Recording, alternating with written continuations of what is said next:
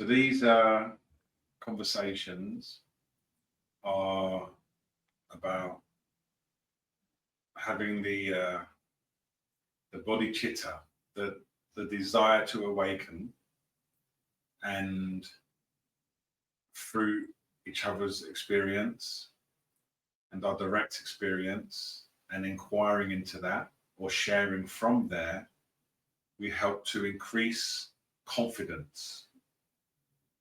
We help to extinguish doubt. So everybody, all beings are already awake, irrespective of the appearances that are arising for you right now.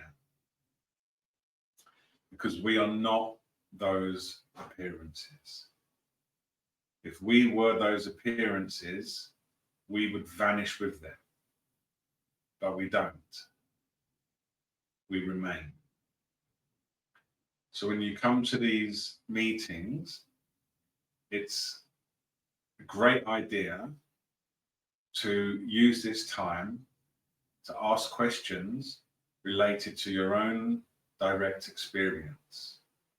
Yes, we can discuss more philosophical questions, but it's always more important to be truly exploring and inquiring into our own nature.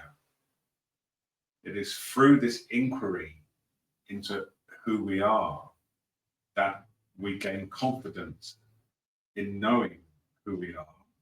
And then it dawns on us that we've always been who we are. So we've always been awake. It's quite a paradox, this journey, this path. Even to call it a path is a paradox, because the path dissolves after walking it. So you walk this path, and then when you arrive, you realize there wasn't a path. And that's something the mind cannot understand, because the mind isn't designed, or it lacks the capacity to understand that. The egoic self and the mind, its purpose primarily is to keep us alive. And everything else the mind does is sort of a side effect. But that's its core function. So to do that, it has to be embedded in what we know is an illusory world. But where, not with all teachings, but where I differ with some teachings, is I support an emphasis on our illusory self. To have that illusory self experience a better life. And this can be sometimes contrary to some non-dual teaching. But I discuss that from the perspective that the illusory self is real in the illusory world. Right? So when you watch a movie, the character is real in the movie. And the character can die in the movie, and the character can thrive in the movie. But we, watching the movie, we are unaffected by that. But that doesn't mean we don't have aspirations for how we might like that movie to be. So that's how I bring into pure non-duality a reference to and an acknowledgement of and a love of this separate illusory self.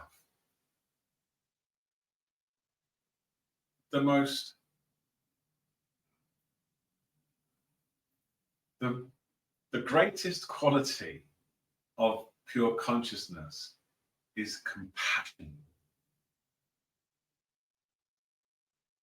And as you become more familiar as yourself as that. This compassion arises for yourself, for others, for your journey, for the decisions you made or didn't make. The whole thing becomes awash with compassion. And this is the nature of self. So in this way, as an introduction, allow yourself to ask whatever questions come to mind. And let's do a little meditation so we can just be here together. And just close your eyes. And just have a look what's going on right now.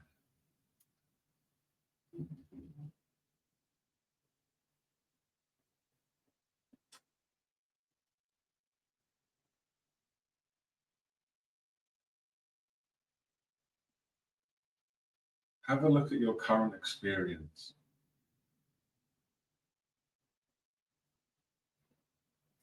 There's breathing, there's thinking, there's being,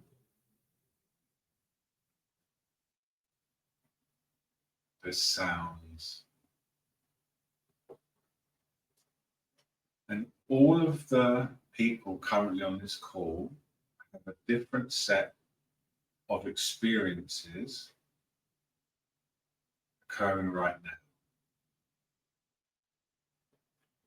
And then there is an experience where we're reunited on this call.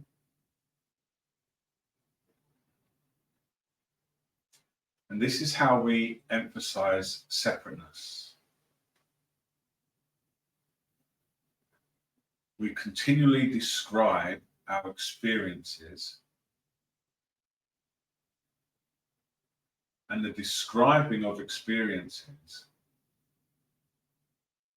is the only thing that makes them separate.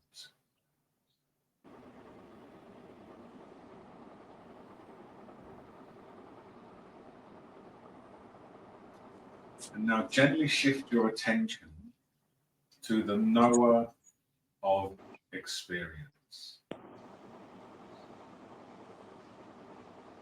This can be challenging for some people. What does it even mean? To place your attention on the knower of experience.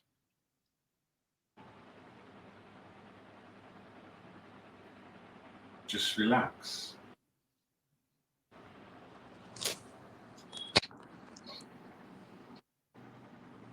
Notice that there's something in you, as you, that's knowing.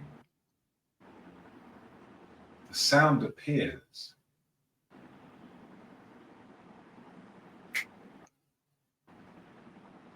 And the sound is known.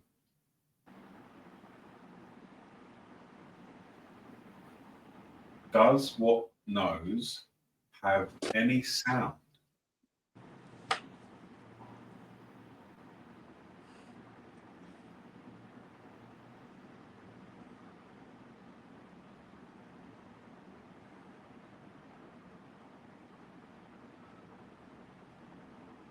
And then you can feel the sensations in your body on whatever furniture you're sitting on.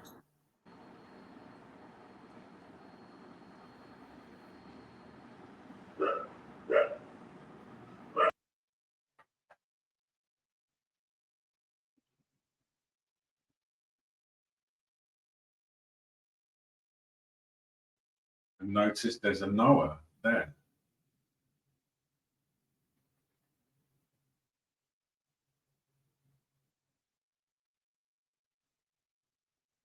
What is that knower? It's so interesting. Give yourself permission to not be scared, to look and not be rigid either. Just look.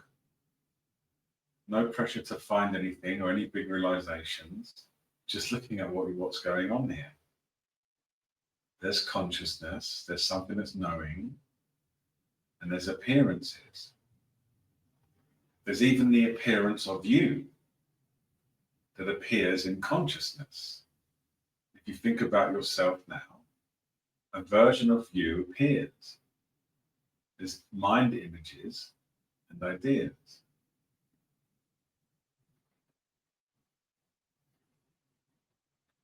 And that's the question. Are you these images that come and go, including the image of self? Or are you that which remains? That's really the question here. Are you what comes and goes, often in what seems like an arbitrary manner?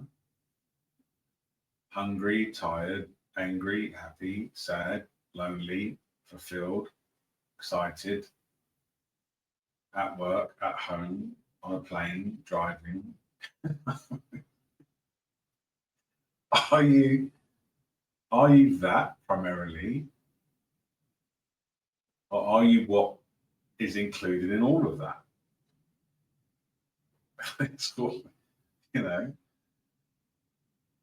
wherever things happen, there you are. If you was looking for a culprit, it would be what's always there. Always there. Every experience is always there. Even when you deep sleep.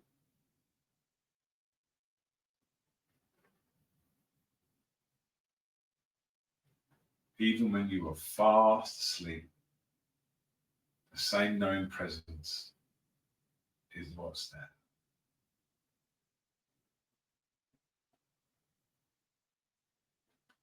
If you really connect to yourself as this conscious field, infinite and eternal, you actually start to see that you're not moving or going anywhere. You're not doing anything. Just the descriptions are continually changing.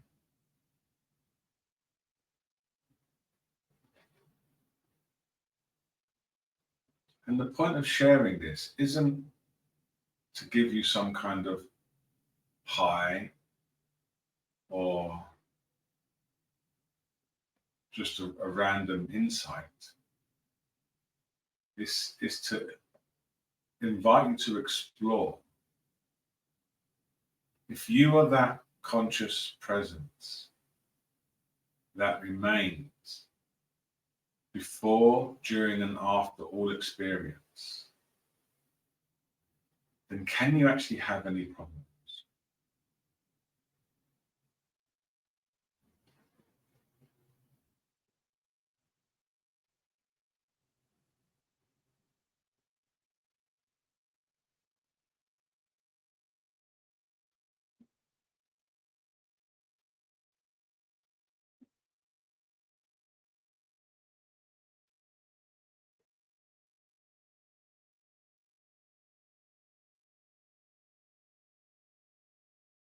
Can you lose anything?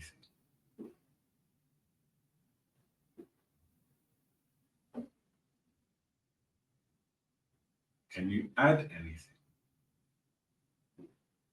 Add a gold bar to your thoughts right now. The knower you cannot add anything or take anything away. In some of the Tibetan teachings, because they have lots of yak in the mountains and have a lot of dairy products, they're often around dairy. So one of them is it's like pouring milk into milk. You just get more milk. So all the events, all the descriptions are made of awareness. They move as awareness. They appear as awareness. They abide as awareness, and they subside as awareness. And the ultimate point, or let's say the first point of this understanding, is to establish yourself as this consciousness, so you recognize that who you truly are is always safe. It's safe.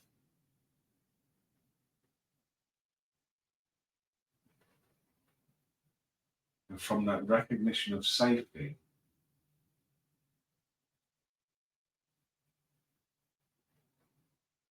you're just more able to be of benefit and support to others who may not be as fortunate as you in their determination and commitment to knowing their true nature.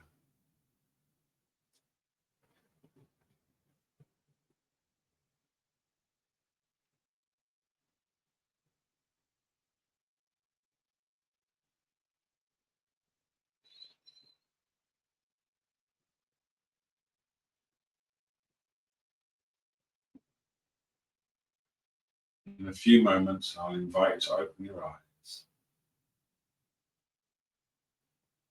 And there's going to be a whole lot more knowing suddenly going on. Or it will feel that way.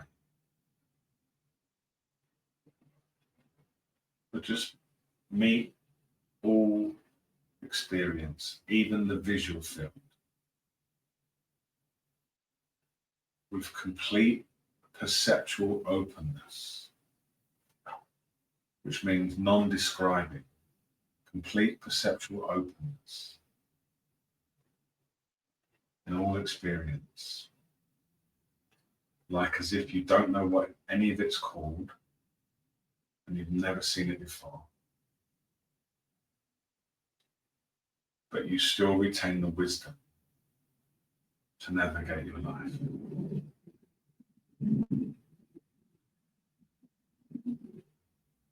When you're ready, open your eyes.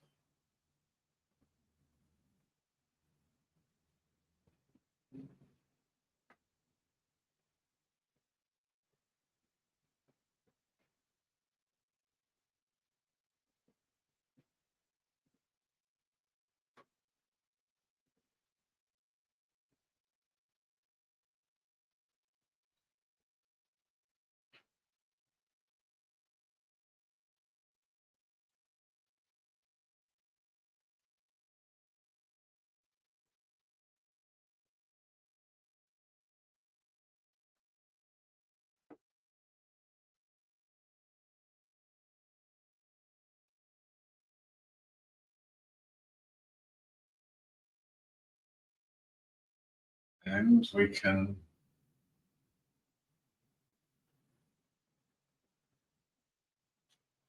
actually do whatever you want. If you want to stay with your eyes closed, you can.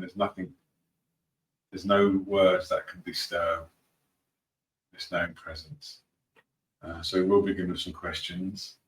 And is your hand raised, Gajani? Great. Let's open that. Good to see you. Hi, good to see you too. Thank you, Joe. I have a question. As you stated in the beginning, you already are um, the thing that you are. Uh, what I see now, I don't know, is from all the teachings I got and the things I read, is that all I get out of it is always still in the realm of the mind. It's either a description or an experience or feeling like, okay, something changed, but it's still a perceiving. So it's never that. So here's my question. Uh, Although I see the satsang gives pointing, but it will always be in the realm of the mind. I see now, or this is my question. It will always be in the mechanism of this because there's always a description or a conclusion or an image or a feeling about it instead of it itself. I think I understand your question. You're saying that when you explore knowing yourself as this nature, it always appears as a mental conclusion about, okay, I am this, or I'm not this, or I am this, but it's not an experience. Yeah, because I see now that everything I feel or experience, even if not thought of mind being there, mind not being there, it all has to bounce off something in order for that thing to see like, oh, it's not the mind, or it is the mind, or it's not the feeling, or it's, it's never that. So so the conclusion was made. Yeah, like it's always um, whatever's happening will always be in the realm of the mechanism of the mind, of the body mind. Let me put it in more wider, and that is a bit of a question. Hmm. What's your experience right now?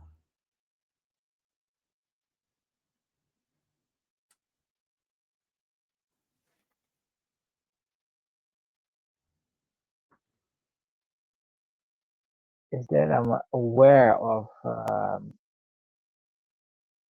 my of my body, of my mind, of that thought coming, putting it there, but I'm also Right. aware of something being aware of all that.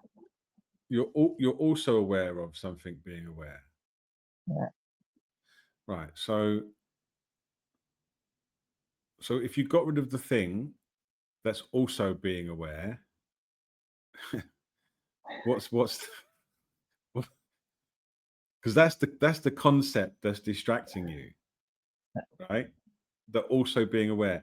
Just be aware of this experience right now. It's just there you are. Yeah, yeah. Just I see that's the commentator. Yeah, but there's always some. Yeah, yeah, it's you've made the aware into a thing, which is it's not a thing. uh,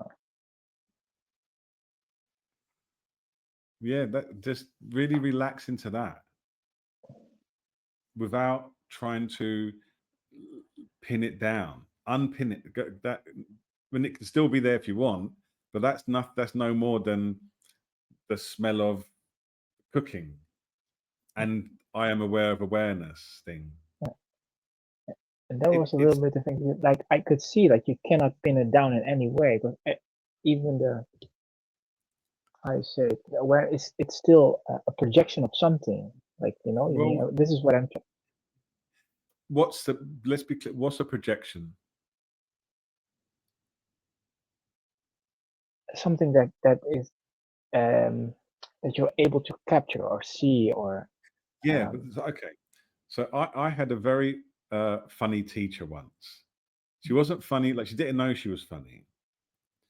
And all she would say is just this, just this, this, this. All concepts gone. This, the capturing of, it's just this. If you just allow this moment to just be, including the more nuanced ideas. So allow them as well.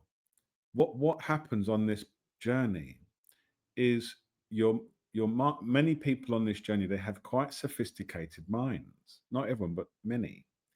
And those minds are very used to abstraction and calculating and thinking. And when you introduce it to awareness and the idea that what's looking, it starts abstracting that as well. And then that's just it's a bit more complex because now you're abstracting the idea of awakening, and it can be quite confusing. But that's just another mind burp. It doesn't offer any value to this apart from its awareness. So when this idea of this capturing, and I think I understand your question because it's quite nuanced, but this it's always being captured in the mind somewhere. that is also being observed. So you can end up in an infinite loop where you see that, now I capture that, and then that sees it, and that captures that. But that's just an activity that you can just let go, leave it as it is, allow it to be, let the mind exhaust itself doing that. And all what's really going on is there's this palpable knowing presence that cannot be, doesn't need to be captured in what? It's just this,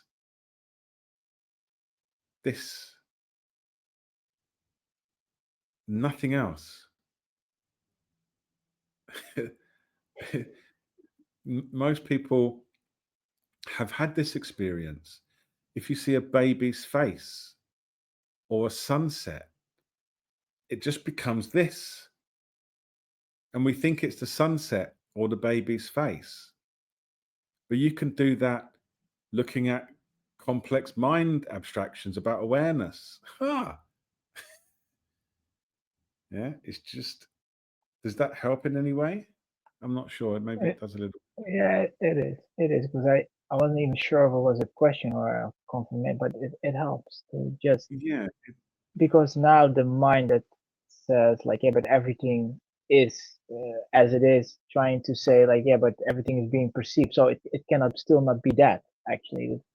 yeah. If I But may phrase everything it. is, yeah, everything is being perceived by what? So there's no place to arrive. Whenever, if anybody here still thinks there's a place to arrive, then that will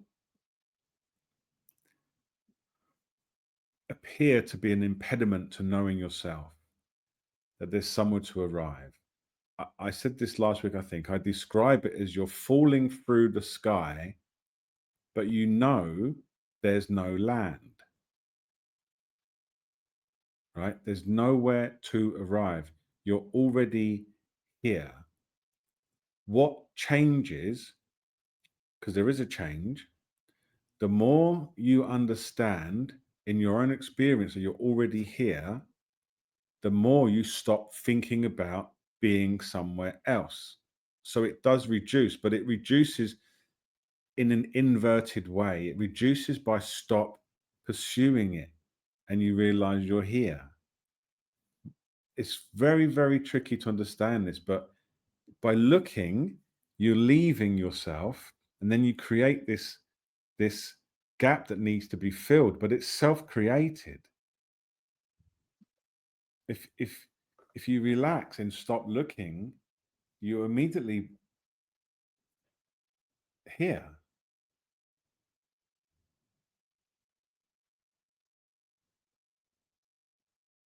This is why in the direct teachings they say you're already awake. Now I make a distinction here. In the way that I discuss this, I talk about liberation and awakening. And the path-based process, practices, mantras, yoga, meditation, these are more about working on your causes and conditions that appear right now, having a more quieter mind, being able to bring into the world your ideas because you can be with yourself more readily, right? These are sort of training practices for your body mind. They're sometimes presented as awakening practices, but they're not. It's more like learning to play a guitar, becoming a ballerina, learning to meditate and do yoga. They do help your illusory life, right? But awakening is seeing that no matter what is appearing, it has no independent nature. It only ever appears as your own being. In certain lineages, you have Shiva, pure consciousness, and Shakti, the dynamic energy of that consciousness. And they're not two. So whatever you're looking at consciousness, because they're not two. So me on this screen, I'm just your consciousness. And where you're looking from is from consciousness. Awakening is deeply and profoundly knowing that in your daily life. So when something comes up that's like perceiving, but not, but it doesn't matter, because you just see that's just another appearance of consciousness. Thank you. So every appearance, all they ever say to you is, you are awake, you are awake, you are awake, you are awake. Knock on the door, you are awake. You get a bill, you are awake. You have a thinking about non-duality, you are awake. That's all they say. It's not all they say, it's what they primarily say when you're awake, when you recognize your awakening. When you don't recognize it, they say everything else. So the courage is to, when this comes up for you, and we've all got something like this, whatever it might be, when it comes up, the courage is to let it be. Like, don't, as Muji, and I know you've had teaching with Muji, as Muji says, don't get on the train. The train comes, but I want to get on the train. Don't get on the train. But I really want to get on this train. This is the awakening train. Don't get on the train. Stay. And Papaji, I think Papaji had one of the most annoying phrases for a Western mind. Keep quiet. That means so different to us in the West. It means shut up. But he means keep quiet. Like, don't, I say leave it as it is. That's what he means. Leave it as it is. Some say don't get on the train. Keep quiet. I say don't describe. So it's so much freedom that when something comes up, and whatever it is for everybody here, there's something. There's so much freedom when that comes up and you don't engage. And your mind, it wants you to. It wants to establish the separate self. So that's why for you, because you're very been doing this a lot and you've had great accomplishments, what it does is it finds more and more tricky ways to try and get you back in. Right? The mind wants to consume, it wants to appropriate everything. It wants to appropriate all teachings. It would love to turn them into step-by-step numbers painting game. That's what would be the best. It's so hungry for it because it just wants to control. It just wants to control everything, right?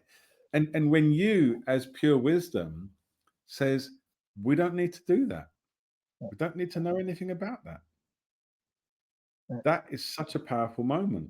We don't need to know anything about that. We're just here, right? And that is how we progress with this. And then you find ways to test it, and you don't have to go looking for ways to test it because they come and find you. Yeah. But it's like what is appearing that's disturbing your peace? That's what you are reifying. You know, and it happens to me, right? It still can happen to me, but I'll recognize it very early on. You know, I was doing some business stuff recently, and I found myself suddenly quite drawn into that being real. And you know that's happening because its suffering appears. They're the same thing.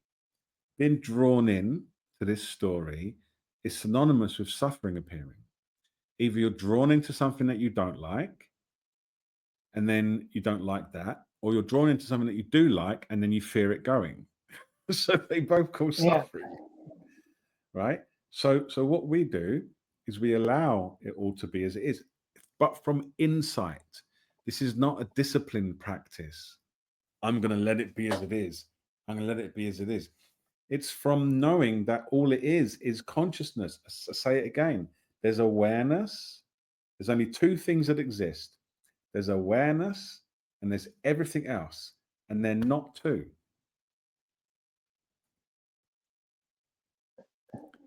And from that insight, you allow things to be as they are. I hope that was of some help. Yes, thank you. Thank you so much. Thank you so much. Okay, my pleasure. Thank you. Yeah. Thank you for your question. And just going back to gallery view. Okay, I don't know what order it was. I'm just going to go random, and then I'm going to, yeah, I'll do my best. Oh, where'd I go? So, Barrage, is that how I say your name? Yeah, Bajraj, yeah. Bujraj, that sounds much better. So I have been searching for 40 years, but not a single glimpse. And then the teacher told me, "You're lucky because many get a glimpse and they chase it. And when they chase it, this is not where the peace lies." So I have been, maybe a few years ago, maybe 5 years, I have stopped seeking for enlightenment. Surrender has happened. It just sometimes a day comes when I just notice that I no longer want chasing enlightenment now. It's okay. It surrender. So for me, enlightenment is like chasing girls. The more you chase, the less likely you're to get her. When you stop chasing, then it is more likely you get her. So for me, what you have just said, just allow things to be as they are, not wishing for things to be other than what they are, allowing. Hmm.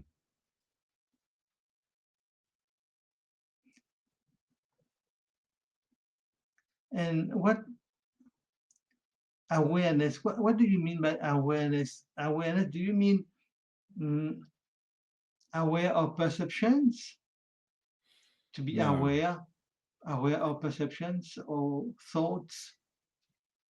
So So in the we don't video, have a word. We don't have a word that can describe what this is. So we use these poor approximations, such as awareness, or consciousness, or Brahman, or the absolute, or God conscious, or Buddha nature. It's just the word I think is the least loaded and the most accurate is the power to know. What's going on right now for you is you're knowing things constantly and always. Sensations, words, that knowing presence. That's what I'm referred to when I say awareness. But awareness is quite a good word too. But whatever you want to call it, it's just this knowing presence that is what we are.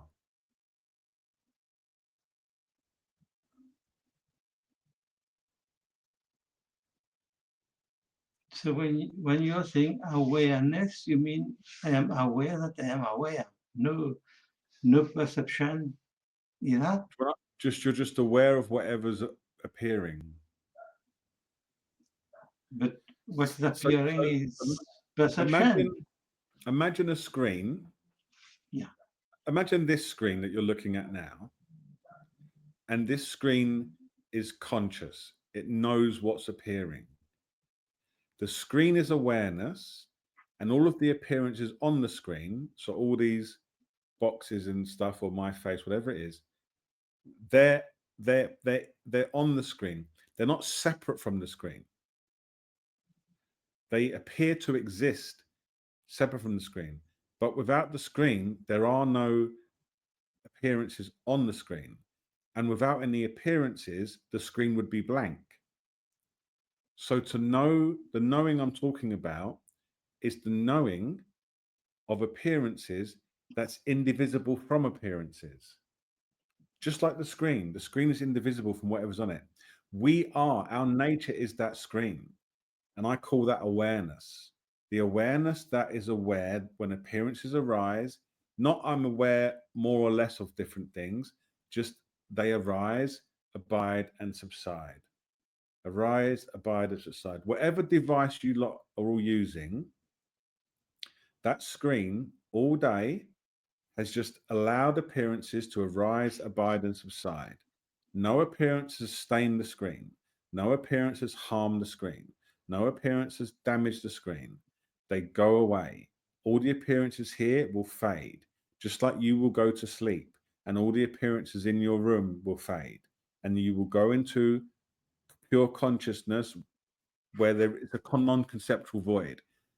But there still is an appearance. It's called non-concepts, but you're still aware of it.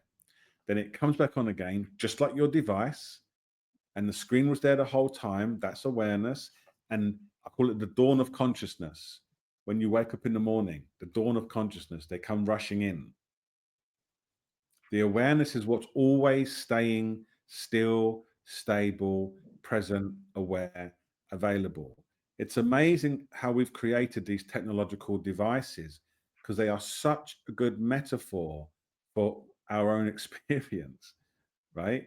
Your screen is always available. It doesn't reject anything you put on it. It comes on when you demand it. You forget about it sometimes. It's always there. Nothing stains it. Nothing leaves a trace. And that's your nature. That's what I'm talking about when I talk about awareness. But you could call it whatever you want. Brahman, Buddha nature, Atman, you know. Oh, awareness. It seems like awareness, you mean pure consciousness. Yeah. Yeah.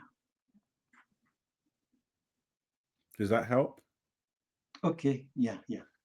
Thank you very Okay, much for thank your you. question. Okay, I'm just going from, let me just mute that. I'm just going from left to right because I didn't see when hands came up. I hope you don't mind, but I will answer all questions. Ray, how's it going? Going pretty I've good. unmuted you. Yeah. I'm unmuted. Okay, perfect. Great. Yeah, thanks for taking my question. So I want to ask the question and then say a little bit about how it came up in the meditation that we just had. Yeah, please do.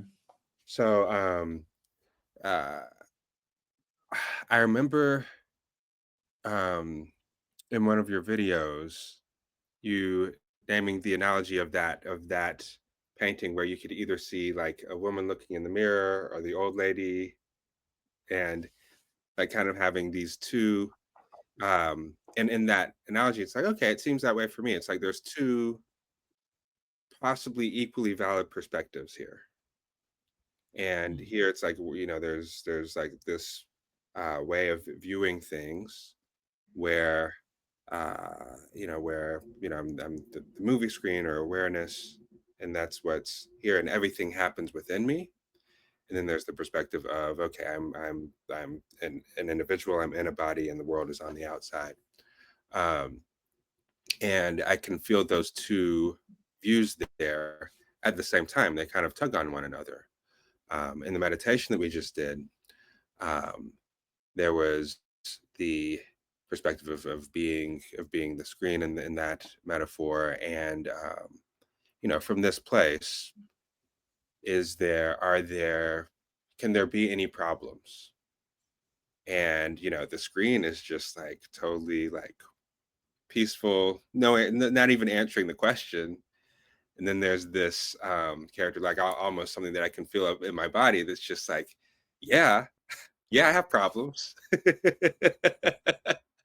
It's like, can you lose anything? Like, yeah, I can lose a lot. Like, I can die. Like, there is something there that's like answer. It's just like doesn't really get, and both are there. Like, I can see the screens there too, and there's kind of a sense of like, okay, which one of these?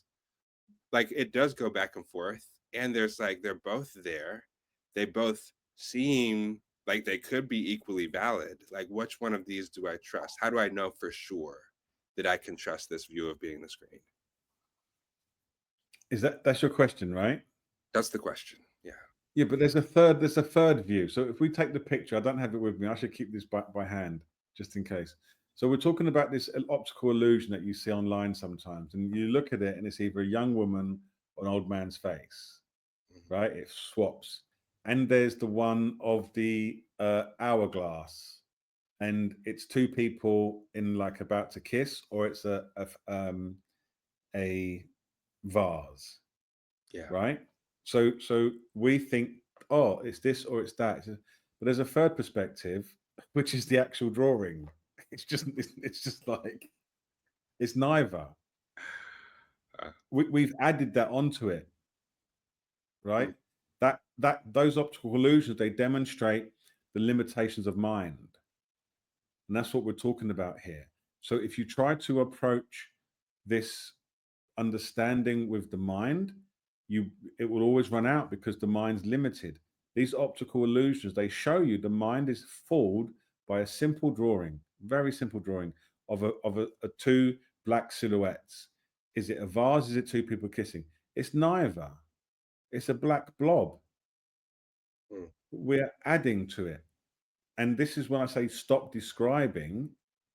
If you stop describing it, it's neither a young man or a young woman or an old man. It's neither a vase or two people kissing. It's just an appearance of consciousness. Okay, so it's neither that, it's neither the movie, it's neither the everything occurring within me and me being everything, or it's not that, and it's not me being the body. It's neither of those. Yeah, they appear and we label them and we appear them, but refine it to your, let's talk about your current experience right now. What's happening right now for you?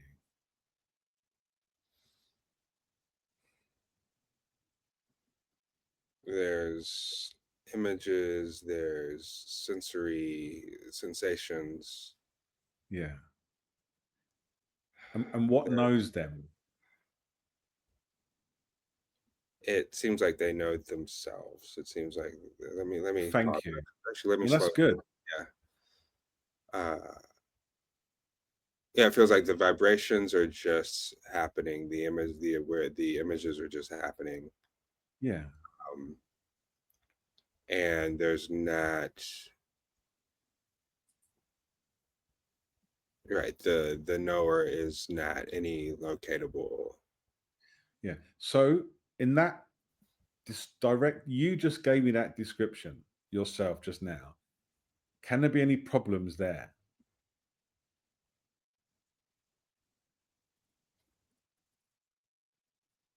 Are there any problems there? Not can there, are there any?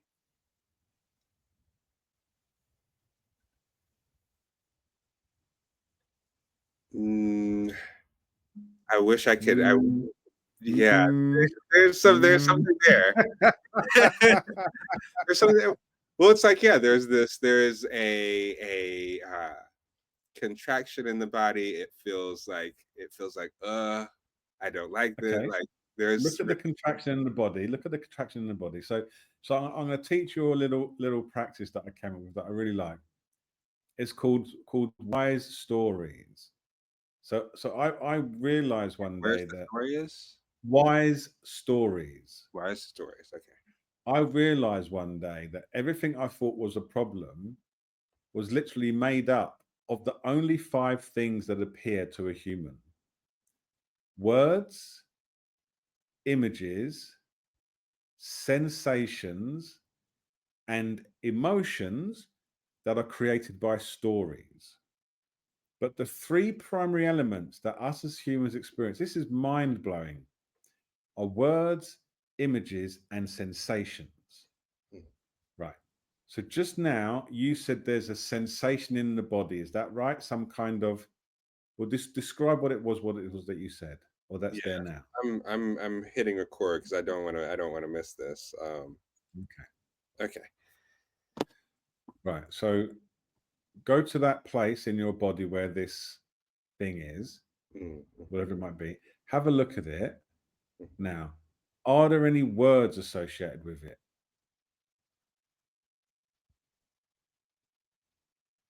There might not be. This is not a trick question. There can be, there doesn't need to be. Not words. There's images.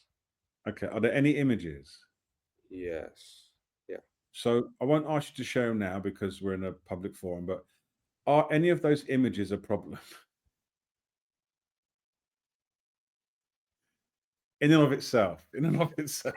It really feels like there are, Joe. It feels like they're a problem. Okay, so pick the one that's a problem, Uh-huh. right? What's the feeling?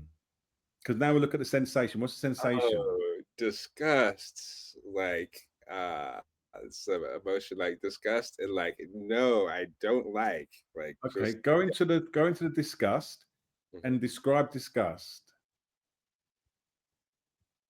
um with words. describing disgust with words. The one you feel. Clenching, like clenching on my stomach, like wanting to like just like a movement upward, although almost is like wanting to vomit, like just like really nausea. Okay, so nausea. Yeah. So describe one of the sensations of nausea. Ooh, that's hard. A clenching, a movement in the abdomen. Okay, let's go with that. Clenching. Is the clenching a problem? Is the clenching a problem? Yeah. Other than it feels uncomfortable. Or there's So from the perspective of the knower, have Yeah. a look at that sensation. Yeah. And then allow yourself to relax with it and explore it. The task here is to get familiar with yourself so that when you look at these sensations, words, and images that constantly appear to you, you're not afraid of them. Mm. It's the only problem that we can actually have, and even this isn't a problem, but for the purposes of this, is avoidance of ourselves, avoidance of our separate self. And these separate self is words, images. You try to find something that's not a word, image, or a sensation, right? The stories around it create an emotion from those three things. When we let the story go, the emotions go, and we're left with pure sensation. That's a great step. And then when you look at those pure words, images, sensations, and when you look at those, you see that they're actually empty. So this is an inquiry into ourselves, especially when we have parts that feel heavy or dense. Mhm. We're just exploring it with a flashlight of awareness. And as you get more skilled at this, the mind's panic shuts off. But because you start to see nothing's changed. Like even though right now you've mentioned that there's tension, there's the sense of disgust, there's clenching and images and other things, you're sitting there just being you.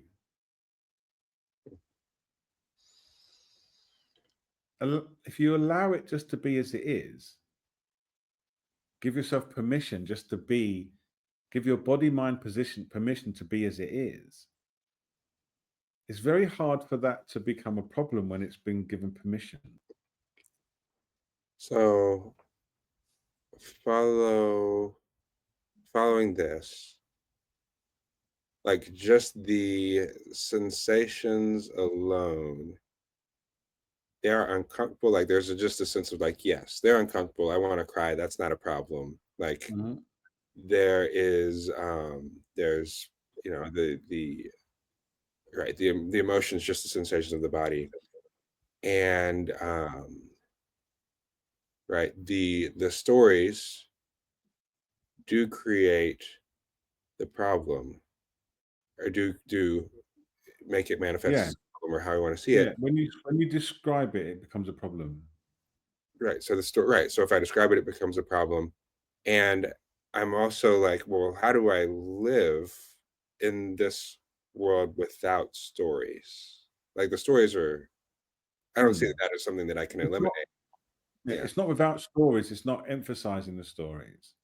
Like you're sitting there right now, and probably what you've learned in your life, as we all do, is you emphasize whatever's going on, Mhm. right? But all of it is just arising, abiding, and subsiding. It's very similar to what I was talking to about with Kajani, but different. You're getting on the trains. And I do understand that when things feel physical and they feel traumatic, then the tendency to get on that train is very, very high.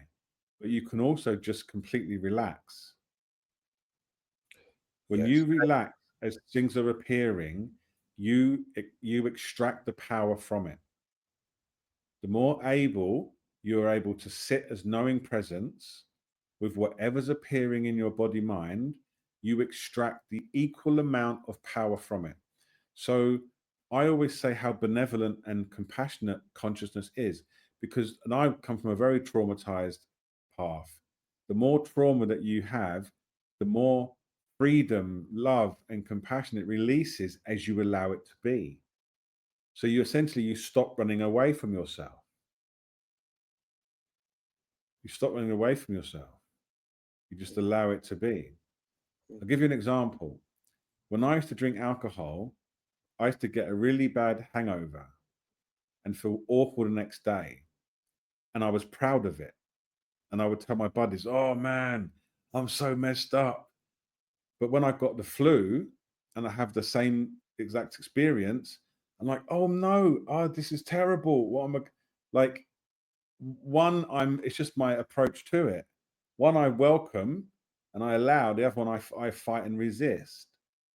So all of these appearances in and of themselves, they are just non-personal words, images, and sensations. And the only way we can learn to stop emphasizing these things in a way that creates suffering is to learn to relax while it's appearing. We don't deny it, we don't avoid it. We relax as consciousness and we welcome it. But we use insight. I always say this, we don't use willpower, we use insight.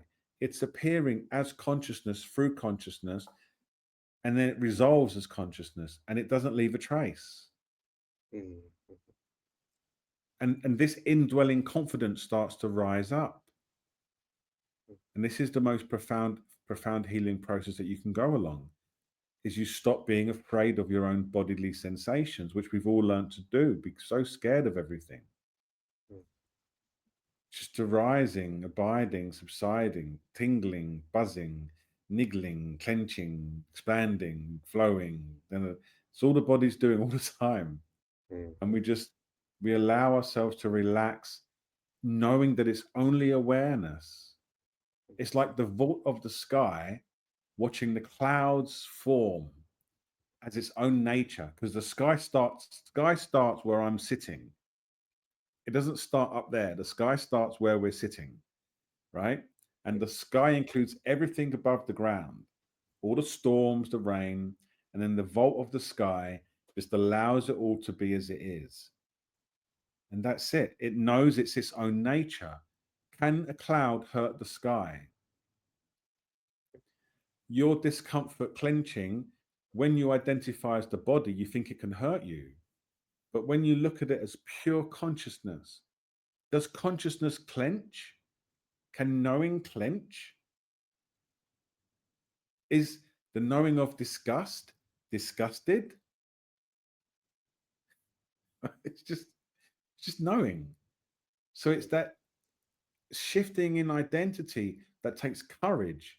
I call it taking up the seat in the throne of wisdom. It's very majestic. You sit in the throne of your own wisdom and you be extremely courageous to allow these appearances to come on, flow on by. And over time, you become more adept at this because you're just becoming more familiar. And if anybody wants a glimpse of their true nature, allowing a difficult sensation to arise, abide, and subside while you recognize you are what remains is powerful. So I think for you, a practice for now would be some neti neti. I am not this clenching. I am not this disgust. I am not these thoughts. I am not these feelings. This is a very good process just to start to really establish who you are. I'm not this passing entity. You can even say, I'm not these thoughts because the thoughts go and I remain. I am not this pain because the pain goes and I remain. And just practice some of that to create a little bit of a clarity around who you actually are. If you try say it the other way, so you don't have to treat it like I'm preaching. You try it the other way. I am the pain. It's like, what? Who are you going to be when it goes? Right. It's kind of like taking the different perspective and seeing. I'm the pain. Oh, that's gone. Okay, so I'm the worry. Oh, well, that's gone as well now. So now it doesn't work. And it's very confirming. So you say, I am what remains. And then when you do that for a bit, you start bringing it home. You can say, I'm not this pain and I welcome you always. You're totally allowed to be here. I could hang out with you for the rest of my life.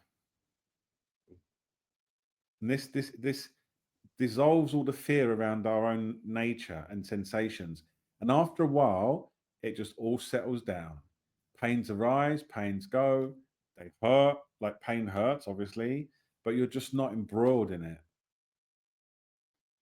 You're not embroiled in it anymore. But sometimes you will be, and sometimes you won't be. But it's a path. Thank you for your question. I hope that was of some help. It is. Thank you so much. Okay. Lee, this will be the last one tonight, but I'm really happy to share with you all and answer your questions. And they're really great questions tonight. It's really, really great. Thank you so much. Lee, I've got to unmute you. There you go. Hey, Joe. Yeah, nice to meet you at last. Thanks for this. What it is I'm going back to the initial question from Gajani about the analysis of your own mind. And what I'm thinking is, I went back to a metaphor from Muji, who said, the two bird analogy that he did about the twitchy bird, which is us, the observing bird, which is observing. And he said, are you either of those? And it turns out that you're not either of those. So what you said before about going back and analyzing awareness and saying, okay, I'm awareness, stepping back. Okay, I'm awareness, stepping back. Okay, I'm awareness. That those two things, those two pieces of wisdom get confused for me. Because, like you said, probably down to my abstracting of what's going on. Does that make any sense? I'll reply and you tell me if I got it or not. And then we'll take it from there. So Muji's bird, two birds. I think Muji popularized it. I don't know where it originally came from, but it's a nice one. Yeah. It's just showing that you've got the bird that's busy and you've got the bird that's watching. Let's assume it's on a picture, right? It's picture. Are you either of those, right? And as I see it from my perspective, is that no, you're the picture. Right. You're the paper that's drawn on. Yeah. So when I say rest as awareness, I don't mean be one of those bird, don't be the bird, be the other bird. I just mean you are all of that. You're the all-encompassing knower of the experience. So there's a plain sheet of paper. That's your nature. It's stainless. and then there's two birds on it, one busy, one watching. That's you seeing your separate self and the witness of your separate self. But Yeah. there's another thing that knows the witness. The witness itself is observed. Like you can watch your thoughts now and you can notice you're watching, but there is a part in which there doesn't need to be. There's just this. I do like these analogies, but they can also engage the mind a lot. Yeah. So That's use it fleetingly, just as an anecdote. And also the other thing is this: and Moody's a very good teacher. I like Moody a lot, but good teachers, this is why quotes in the whole non-dual world can be quite confusing, because, and in my experience, I say things differently to different people at different times based on who they are. Yeah. And if that gets quoted and it becomes a thing, it might confuse somebody else. Yeah. So it's like, no, yeah. Go on. Sorry. Right. Yeah.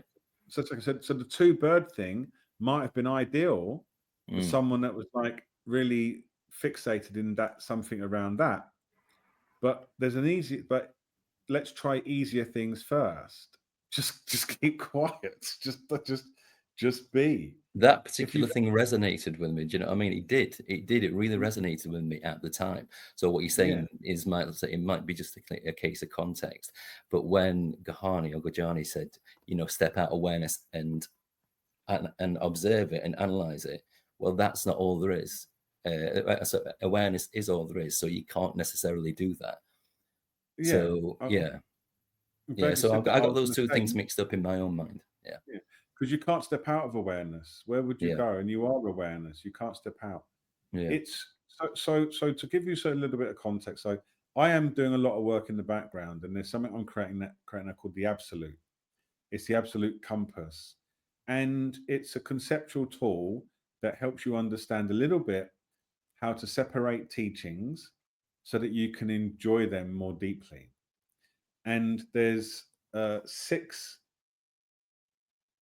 understandings. There's separateness, which is where we all live and work. That's where our jobs are. There's openness, where we probably first got into this path. We started looking at yoga or Reiki or some kind of practice. There's still a person there, but they think they're doing an awakening practice. Then there's witness, where you start to watch yourself. This is mindfulness, meditation, Thich Nhat Hanh, Eckhart Tolle as well. Then there's beingness, which is where Moody talks a lot about, from that perspective of I am not this, I am not that. Then there's awareness, which is what I talk a lot about the pure consciousness that you include everything. And then there's knowingness, which is just completely letting go of experience. And all of these places to be taught on this path are valid, and we all have an attraction to them, but they can be confusing when put side by side, right? So sometimes the easiest way to look at this is just to let go of, take teachings on board, let go when you feel confused, and just know that whenever you are feeling confused, the mind is engaged. And this is not a path to educate the mind.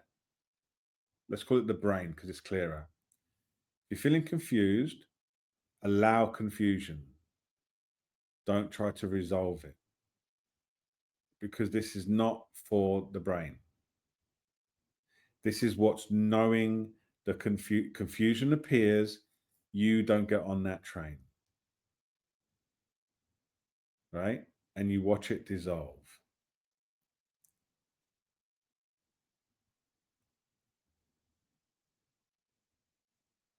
Like, it's like a snake undoing itself. It doesn't require someone to untie the snake. It just unties itself. These mind knots are like that. And if we try to untangle them, Like if we did try to untangle a snake, we'd probably get bitten.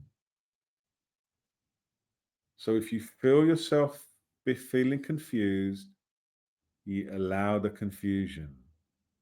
If you feel yourself feeling doubt about your nature, you allow the doubt. If you feel yourself feeling strong emotions, bodily sensations, you allow the fear, you allow the feelings, you allow the movement. The word I'm using is allow, because when you allow, you are doing what consciousness is doing. Consciousness is always allowing. So the quickest way let's use language here that I don't normally use, but I'm going to use it.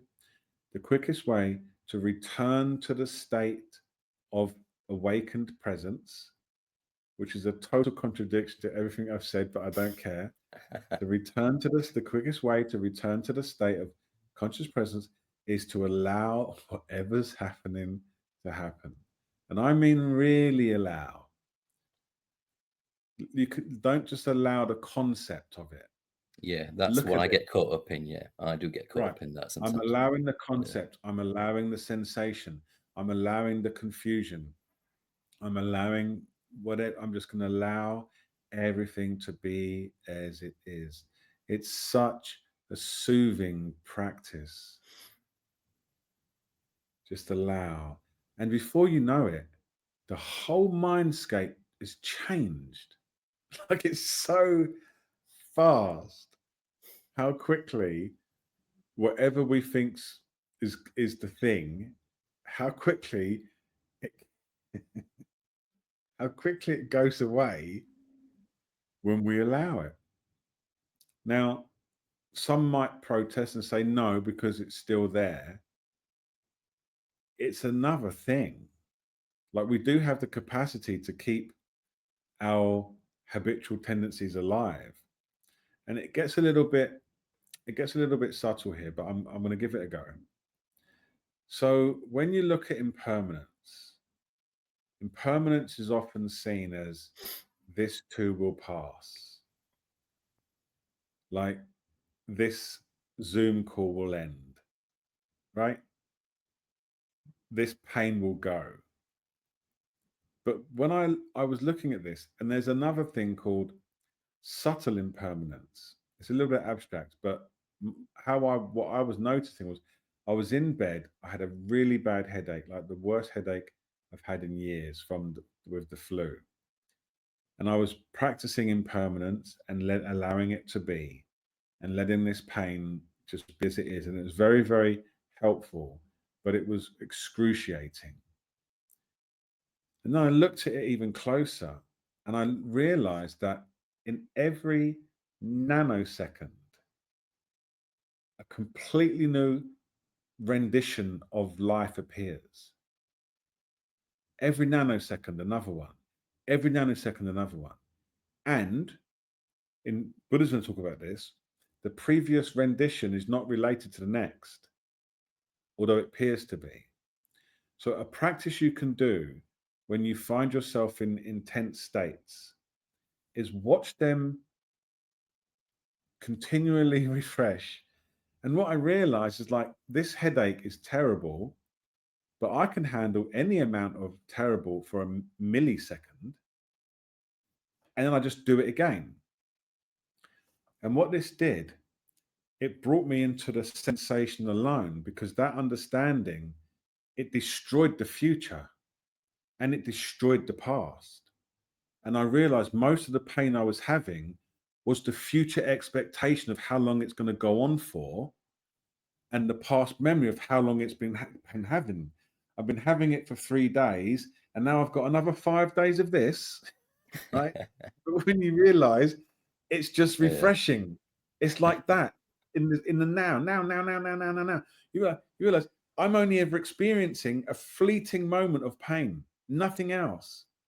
And I'm pretty sure that very experienced cave dwellers who look at this for 25 years, they even see that even those things are broken down into absolutely nothing at all. Yeah. But I don't want to live in a Madness. cave. I like living in my house in Chiang Mai. Like, Yeah. What strikes me about about this, but it's what you're saying is absolutely totally and utterly natural, and then it's but I'm saying madness to myself. It's madness, but it's not madness. It's the other way of thinking that's the madness, and the way that we've conditioned ourselves, isn't it? So it's just, yeah, that's yeah. amazing. Yeah. So the way in which I share it sometimes I sometimes it's a little bit too much for people, because when you really get down to our true nature, it's unfathomable. It's unfathomable. And I think that what can be more soothing is to talk about things that are slightly more fathomable. Right? But I feel, why wait? Just look at it directly. What is appearing here? Yeah. There is an infinite shifting, unrelenting array of appearances that are known by something. And the only thing we can say about ourselves is, I am aware. The only thing we can say, it doesn't require an education or a teacher or a parent or a job or a friend. I am aware. I call this the foundation statement of all human beings. I am aware. And when you own that as the only thing you can truly know, you are owning your nature.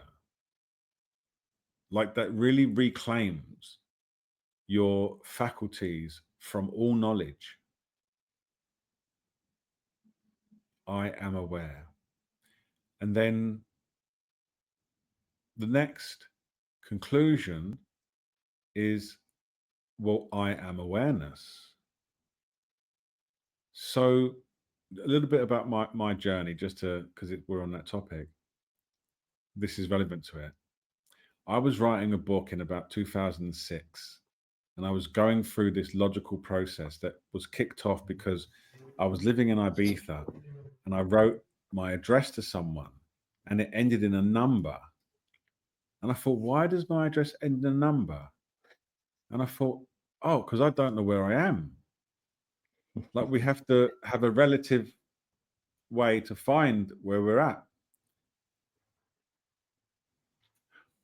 And I started writing this book about this process, and I got to the point when it said, what if I'm not just aware? What if I am awareness itself?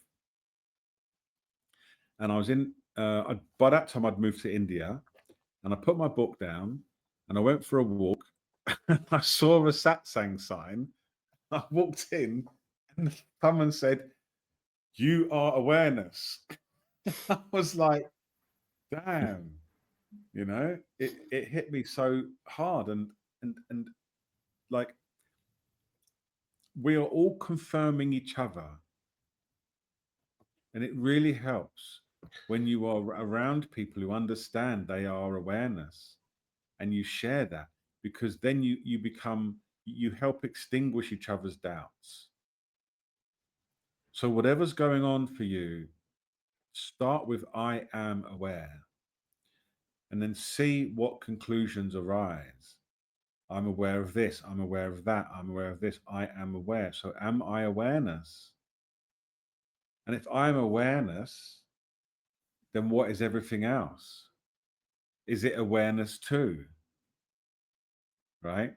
So when I spoke about that map earlier, the first two, separateness and openness, is I believe I'm a person. The next two, which is witness and beingness, is I am awareness. I am aware. Yeah. So I'm not netting, I'm aware. The last two is I am awareness. I get You it. see? Yeah. Yeah. So when you're looking at the two questions you two both rose, you're looking at I am aware. right? So I'm aware, but what's this other thing? Then you move into I'm awareness, and there's no more questions after that. Really, I mean, there is questions always, but it resolves a lot when you realize you are awareness. So everything that appears is awareness. Because where else would it come from? If there's only one, like it's called non-duality, there's not two, right? So Clues in the title. Yeah. if I'm awareness, then everything must also be awareness. If I'm not awareness, then everything is everything else. And that's terrifying. That is terrifying. That everything is everything else. Everything is a something, and so am I. Because I'm a weedy little something made of squishy flesh that can be extinguished in a minute. Right? And I get upset when someone calls me a name. Never mind being hit by a car or something, right? You know. So when you recognize your awareness, you take up your seat, your throne of consciousness, and you start to feel safe. This body mind could die tomorrow. I'm going to London. I could crash on a plane, but consciousness remains, and I know that. I know Yeah. that. It's just so obvious now. It's also beautiful, isn't it? Yeah. Beautiful. And then we don't have to go off. Like we don't, the map that I drew, I'll publish it at some point. It's a circle because you go back to the start. You go back to separateness. And that's when you start to ask yourself, what am I going to do with this understanding? And you start to come up with creative ways to support the people around you, which is essentially the world. So you start off as in separateness yourself, and you're in suffering, and you go through these different gateways. It doesn't have to go linear, but it tends to, right? And you find yourself on these teachings, and you might have a great teacher and then leave them behind and then go somewhere else and and suddenly you realize I really am awareness, and everything is awareness, which means I'm totally safe from all experience. Even if I've got pain in the stomach, a headache, I, the knower, am safe. And this empowers you to be of great benefit to everyone around you in all circumstances. That's really what this is. So whenever I talk about stuff like this, I'm sharing an opinion. It's no longer a direct teaching. So I just wanted to clarify that. This is how I see this process. The direct teachings is when I'm having a look at your experience, and that doesn't require you to believe me, right? But what I'm talking about now, we're slipping a little bit into belief, and I try to avoid that because then that can be confusing. But that's how I see our experience. You can look for yourself. Gotcha. But how I see the experience of life is the absolute fragments into a billion consciousnesses so that it may experience the whole gambit of all of life at once. From a baby that was never born to a grandmother that dies at 110 with 35 family members around her, and everything in between. The absolute divulges into all experience, and we are that absolute. In this conversation, remembering that. It's really funny. Everyone here, all the questions are all the questions of the absolute. From my perspective, that is remembering itself. And that's why it's so beautiful. It's really, really profound. And as I said, this is my view. So it's not really part of this. Yeah. teaching. Yeah, I get that. Yeah. It's just to create safety with people that, you're not leading them up. Suddenly we're talking about non-duality. Next minute, I'm having you hold a shoe like in Life of Brian. So that's it. Yeah. Right. So yeah, these are things to look at, but what you really want to bring it down to is your own life.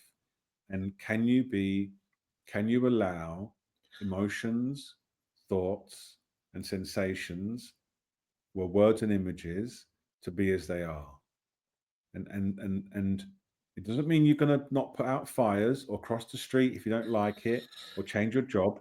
It's more your experience in relation to what's appearing. Allow that to settle so wisdom can shine. Yeah.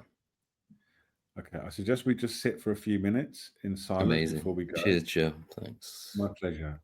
Just to let things settle. So we'll do like, yeah, a few minutes of silence, and then we'll say goodbye. 1 sec.